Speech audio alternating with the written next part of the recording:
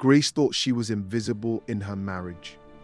But when her affair with her pastor, who is also her landlord, leads to an unexpected pregnancy, her pastor betrays her. This pregnancy was not in my plan, madam. You must pack out of the apartment within 30 days. But I'm carrying your child and we have 6 more months before our rent is due.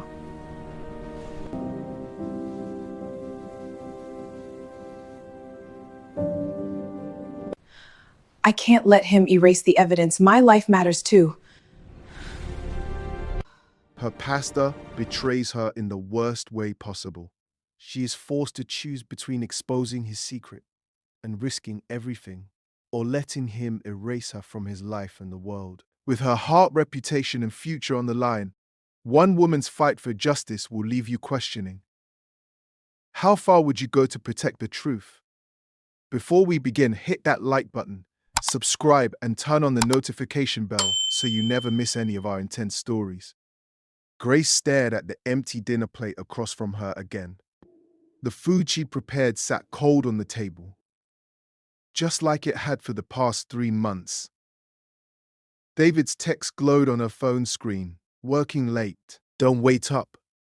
She laughed bitterly. Wait up? She couldn't remember the last time waiting up mattered. At 28, Grace Thompson should have been living her best life. She was beautiful, kind, full of dreams. Somewhere between year 3 and year 5 of her marriage, she'd become a ghost in her own home. David barely looked at her anymore. When she reached for him at night, he turned away. When she tried to talk, he scrolled through his phone. I'm tired, he'd say.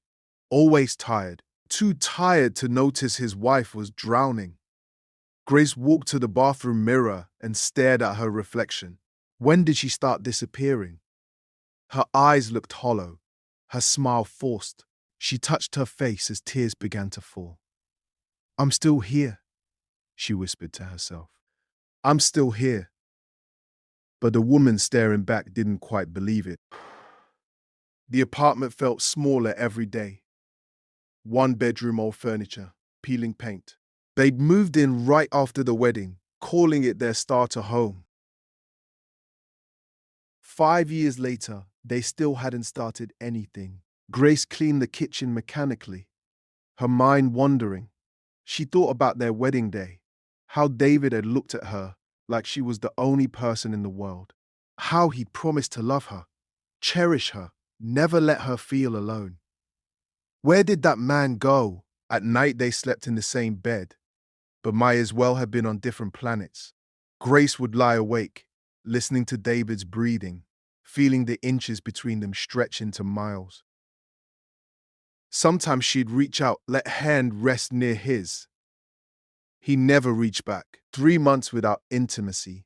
3 months without a real conversation. 3 months of feeling like she didn't exist. Maybe it's me, Grace thought, staring at the ceiling. Maybe I'm not enough anymore. The thought ate at her daily. She tried everything, new clothes, new perfume, cooking his favorite meals. Nothing worked. David remained distant, cold, unreachable. Grace didn't know it yet, but her world was about to change. Not for the better. Not in any way she could have imagined. Pastor James Wilson was everything the community admired. At 45, he was distinguished, well-spoken, and deeply respected. His sermons drew crowds. His marriage seemed perfect. His 2 children were model students. Every Sunday, he stood at the pulpit of Cornerstone Baptist Church and preached about faith, family, and righteousness. People hung on his every word. When Pastor Wilson spoke, God seemed to speak through him. Grace had seen him around the building for years. He owned the apartment complex, a small investment property he managed alongside his ministry. He was always professional, always kind, but distant. That was until 3 weeks ago. Grace had been crying by the mailboxes when he found her. Mrs. Thompson. His voice was gentle. Are you all right? She'd wiped her tears quickly, embarrassed. I'm fine, Pastor. Just a rough day. He didn't push, didn't pry. He simply said, sometimes the weight we carry alone becomes too heavy. Not as your landlord, as someone who cares. That simple kindness cracked something inside her. The next encounter was accidental. Grace was struggling with grocery bags when Pastor Wilson appeared, offering help. They talked as he carried her bags upstairs. Real conversation, something she hadn't had in months. How's married life treating you? He asked casually. Grace's smile faltered. It's complicated. He nodded knowingly. Marriage is the hardest ministry we'll ever have. Even pastors struggle with it. His honesty surprised her. Everyone assumed his life was perfect. Over the next 2 weeks, they kept running into each other. Coffee in the building's common area. Conversations by the parking lot. Each time, Grace felt a little less invisible. Pastor Wilson listened, really listened. When she talked, he looked her in the eyes. He remembered details from previous conversations. He made her feel seen. Your husband doesn't know what he has, Pastor Wilson said one evening. They were sitting on the building's front steps, watching the sunset. A woman like you should never feel neglected. Grace's heart skipped. The comment felt dangerous, inappropriate, but also validating. Thank you, she whispered, not trusting herself to say more. I mean it, he continued, turning to face her. You're intelligent, beautiful, worthy of love and attention. Don't let anyone make you believe otherwise. Their eyes met, held. Something shifted in the air between them. Grace stood quickly. I should go. David might be home soon. But David wasn't home. He wouldn't be for 3 more hours. As Grace climbed the stairs to her empty apartment, she felt something she hadn't felt in months. Desired. The feeling was intoxicating and terrifying. Pastor Wilson watched her go, his own heart racing. He knew he should stop, should maintain boundaries, should remember his vows, his position, his faith. But loneliness makes fools of even the wisest men. And James Wilson was about to become the biggest fool of all. The fight with David was the worst they'd ever had. I can't do this anymore, Grace screamed, tears streaming down her face. I'm your wife, not a roommate. When did you stop caring? David stood with his back to her, jaw clenched. I work 1 too. Our days, Grace. I'm exhausted. What more do you want from me? I want you. I want my husband back. I want to feel like I matter. Oh my God, David exploded, spinning around. Everything isn't about you. I have pressure at work, bills to pay, responsibilities, and a wife who's dying inside. Grace's voice cracked. When was the last time you touched me, looked at me, made me feel like I'm more than furniture in this apartment? I don't have time for this drama. I'm going to bed. It's 8 p.m. I'm tired. You're always tired. Tired of work. Tired of life. Tired of me. David walked to the bedroom without another word. The door clicked shut behind him, locked. Grace stood in the living room, shaking with rage and heartbreak. She grabbed her keys without thinking and stormed out of the apartment. She didn't plan where she was going. Her feet just carried her up one flight of stairs to apartment 3B, to Pastor Wilson's door. She knocked harder than she meant to. When he opened the door, concern flooded his face. Grace, what happened? Everything, she sobbed. Everything is falling apart. He pulled her inside without hesitation, closing the door behind them. His apartment was warm, inviting, the opposite of her cold, empty home. Talk to me, he said softly, guiding her to the couch. And she did. Everything poured out, the loneliness, the rejection, the feeling of being unloved and unwanted. Pastor Wilson listened, his hand eventually finding hers. "You deserve so much better," he murmured. "Do I?" Grace looked up at him, vulnerable and broken. "Maybe I'm not enough. Maybe—" "Stop." His hand touched her face, wiping away tears. "You are more than enough." The moment hung between them, charged with electricity. Grace should have left, should have thanked him, and walked out. Instead, she leaned into his touch. "James," she whispered, using his first name for the first time. What happened next unfolded like a slow-motion car crash. They both knew it was wrong. Both knew the consequences, but loneliness and desire overpowered reason. His lips met hers, gentle at first, then desperate. Grace's mind screamed at her to stop, but her heart, her starved, neglected heart, craved the attention. For the first time in months, she felt wanted. They moved to his bedroom. Clothes came off. Boundaries shattered. For one night, Grace wasn't invisible. She was seen, touched, desired, but the moment it was over, reality crashed down like a tidal wave. Grace sat up in bed, suddenly aware of where she was, what she'd done. She looked at Pastor Wilson beside her, and horror replaced passion. "Oh God," she breathed. "What have we done?" James couldn't meet her eyes. "Grace, I need to go." She scrambled for her clothes, hands shaking. This never happened. Wait, but Grace was already out the door, running down the stairs to her apartment. David was still asleep, oblivious. She locked herself in the bathroom and vomited. Guilt, shame, and regret consumed her. She just destroyed everything: her marriage, her integrity, her faith. And she'd done it with a married pastor, a man of God. Grace slid down the bathroom wall, wrapping her arms around her knees. She cried until there were no tears left. The affair ended as quickly as it began. The next day, Pastor Wilson avoided her completely. When they passed in the hallway, he looked away. The warmth was gone, replaced by cold awkwardness. Grace understood. They'd both made a catastrophic mistake. The only thing to do now was pretend it never happened. She tried. She really tried.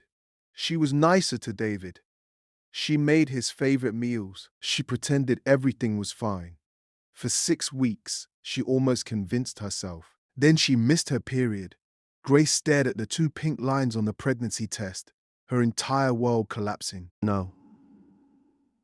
No, no, no. Her hands trembled as she took another test. All positive. She calculated the dates with growing horror.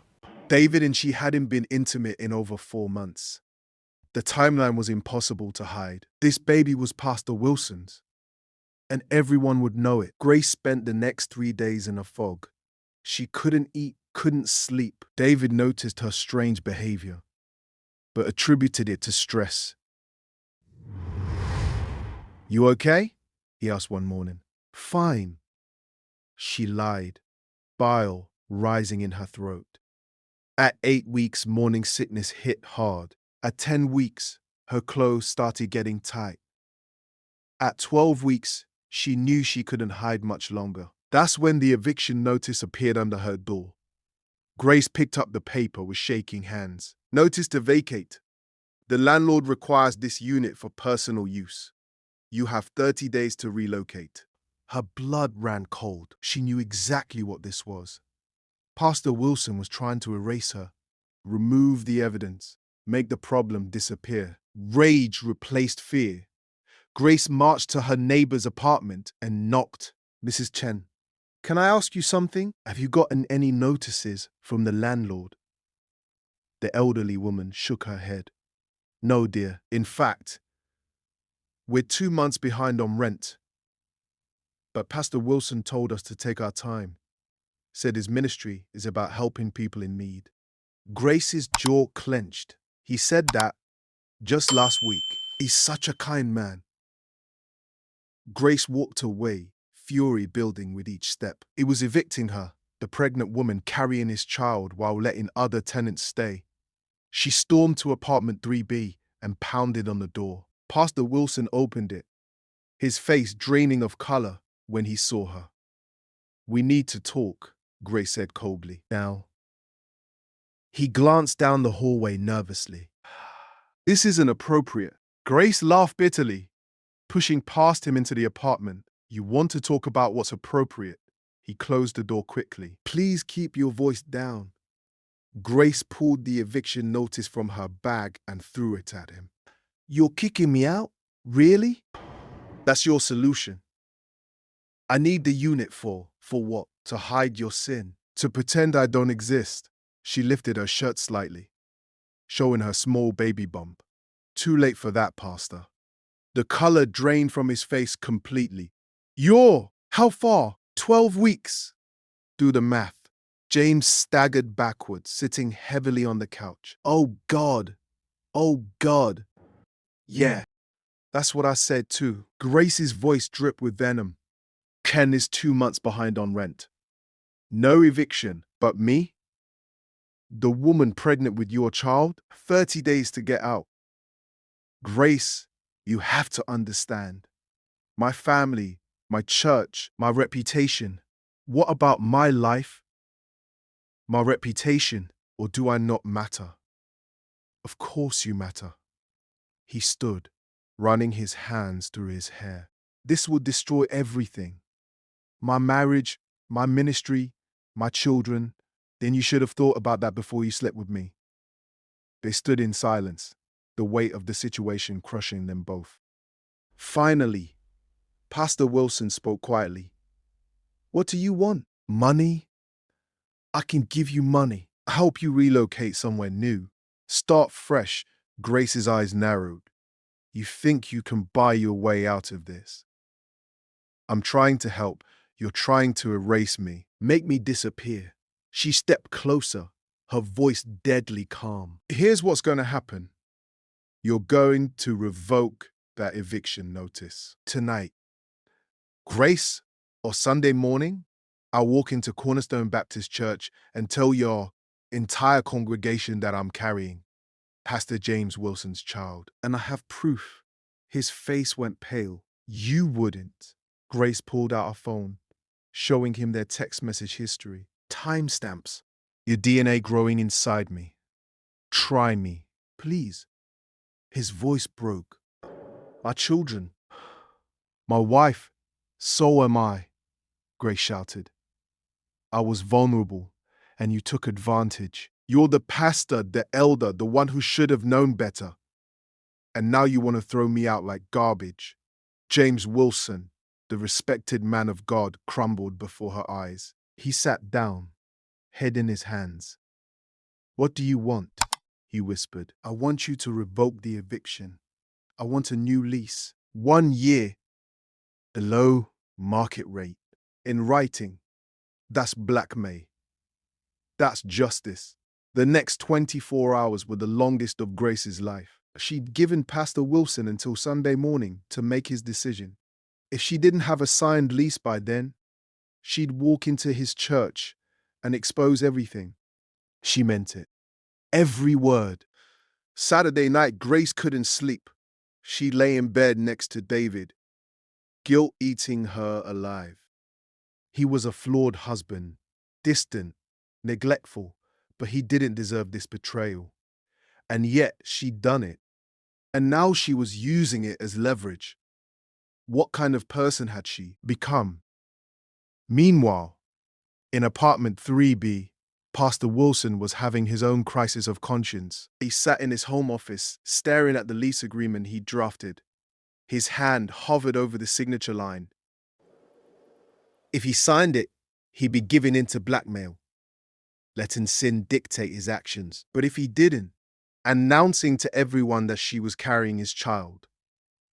The shame would be unbearable. His wife would leave him. His children would never look at him the same way. The church board would remove him immediately. 20 years of ministry, destroyed in one moment. God forgive me, he prayed, his voice hollow. I don't know what to do, but he did know. He'd known since the moment Grace threatened him. He signed the lease. Sunday morning came. Grace dressed carefully, choosing an outfit that hid her growing belly. She drove to Cornerstone Baptist Church, parking in the back lot where she could watch the entrance. Her phone buzzed. A text from Pastor Wilson. Please, don't do this. Meet me in my office before the service. Grace hesitated, then typed back, 5 minutes. That's all you get. She walked through the church's side entrance, her heart pounding. The hallways were empty, but she could hear the worship team warming up. Voices singing about grace and redemption. The irony wasn't lost on her. Pastor Wilson's office door was slightly open.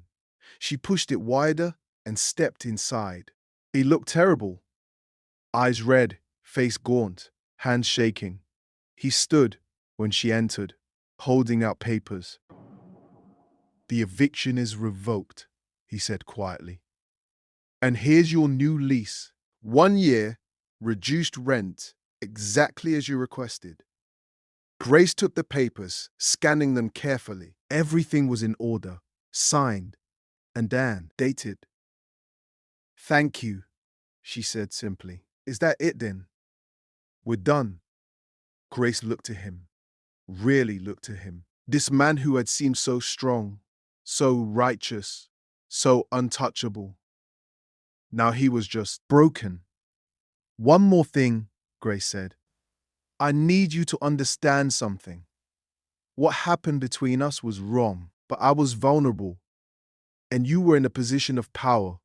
You were my landlord, my spiritual leader. You should have known better. I did know better, James whispered. That's what makes it worse. I'm not going to tell your congregation, not because you deserve my silence, but because too many innocent people would get hurt. Relief flooded his face. Thank you. Grace's voice hardened. This baby will never know you. David will raise her as his own. You get to go on with your perfect life, your perfect family, your perfect ministry. But every time you see a child, you'll remember what you did. You'll remember who you abandoned. Tears rolled down Pastor Wilson's cheeks. How can you be so cruel? Cruel! Grace laughed bitterly. You tried to evict me, to erase me, to pretend I didn't exist. That's cruel. I made a terrible mistake. You made several. Grace folded the lease and put it in her purse. We're done here. If you ever try to contact me, approach me, or interfere in my life again, I will tell everyone everything. Are we clear? He nodded, unable to speak. Grace walked to the door, then paused. One last thing, Pastor. When you stand at that pulpit today and preach about righteousness, remember that God sees everything, even the sins we hide.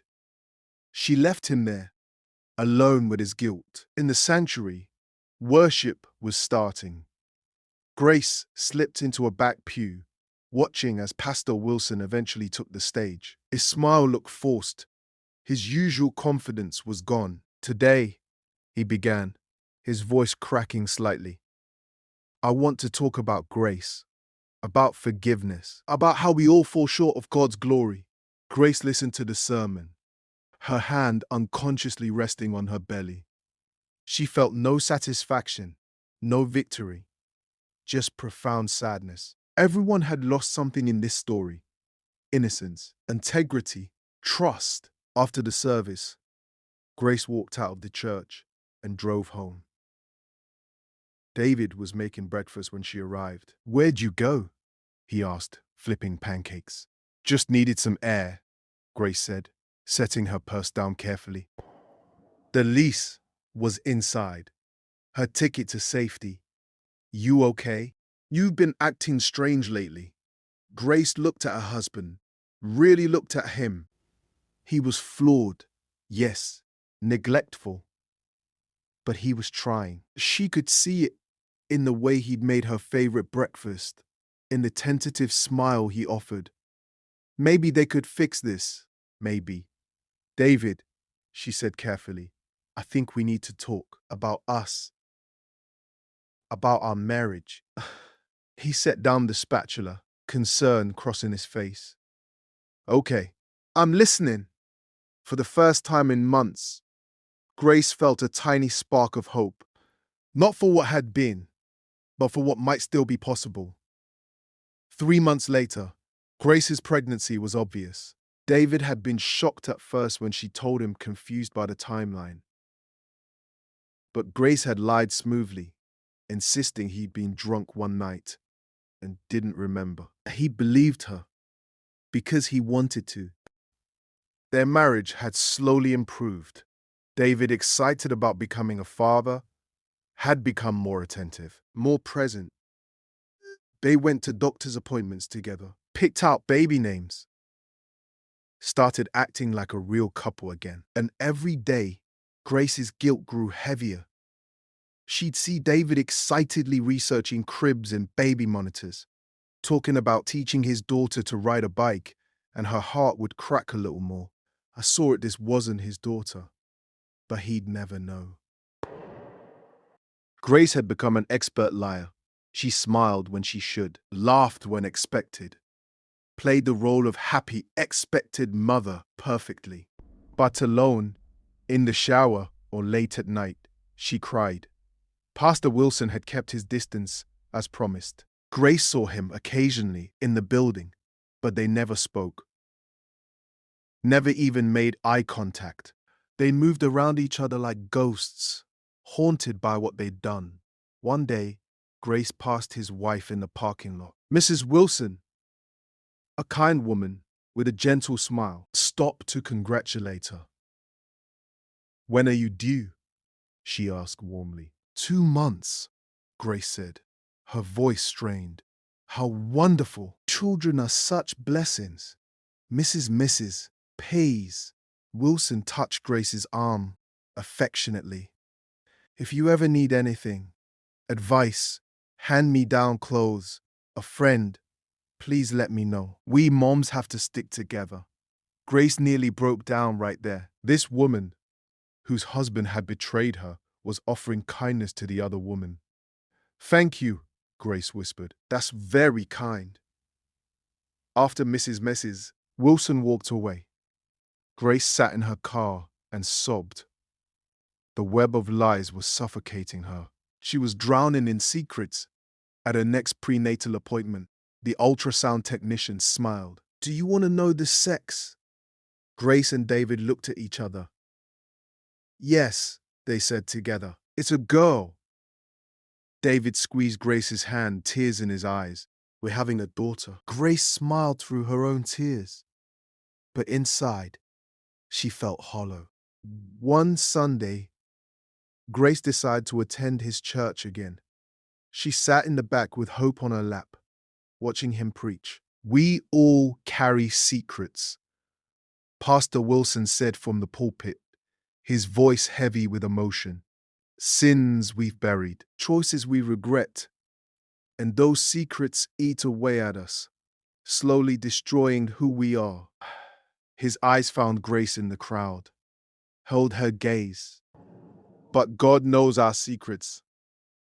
Every single one, and He loves us anyway. The question is, can we live with ourselves? After the service, Grace gathered Hope and started to leave. But Mrs. Wilson stopped her. Grace, I haven't seen you in ages, and Hope has gotten so big. She's growing fast, Grace agreed, her heart pounding. She's beautiful. Mrs. Wilson smiled warmly. Then, more quietly, she has such distinctive eyes. They almost look like Grace's blood ran cold. My grandmother's, Mrs. Wilson finished. The same thoughtful expression. Isn't it funny how all babies seem to share certain features? Grace exhaled shakily. Yeah, funny. Mrs. Wilson squeezed her arm. You're doing great, dear. Motherhood looks good on you. As Grace walked to her car, she wondered if Mrs. Wilson suspected, if she knew, or if sometimes people choose not to see what would destroy them. 5 years later, Grace sat on her apartment floor, surrounded by moving boxes. They were finally leaving, moving to a bigger place across town. Hope was starting kindergarten. Grace found the journal she'd written when pregnant. She sat there for a long time, reading her words from years ago. Then she found the signed lease, evidence of her confrontation with Pastor Wilson. She held both items, weighing her options. Finally, Grace made a decision. She built a small fire in the apartment's fireplace, one of the few things she'd miss about this place, and she burned them both. The journal, the lease, the evidence. Mummy, what are you doing?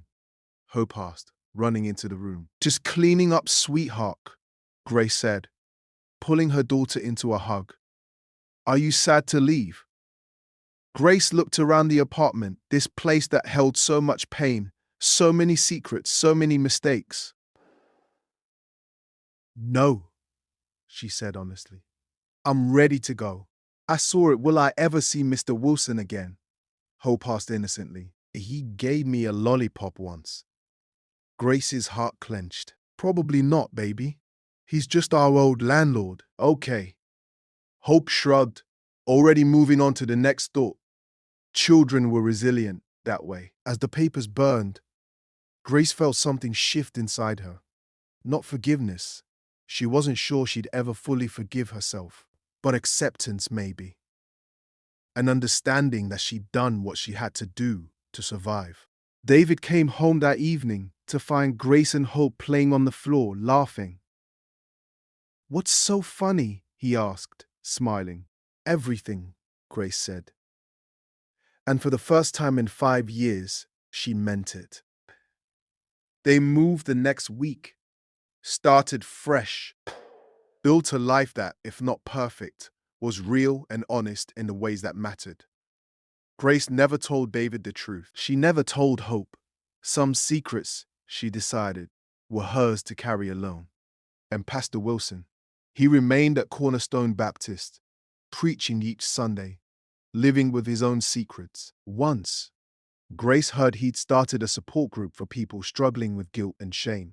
Maybe that was his penance, his way of living with what he'd done. Grace didn't know, didn't need to know. Their lives had diverged, and that was how it should be. Years later, when Hope was a teenager, she asked her mother, "Do you have any regrets in life?" Grace thought carefully before answering. Everyone has regrets, sweetheart. Things we wish we'd done differently. But regrets teach us.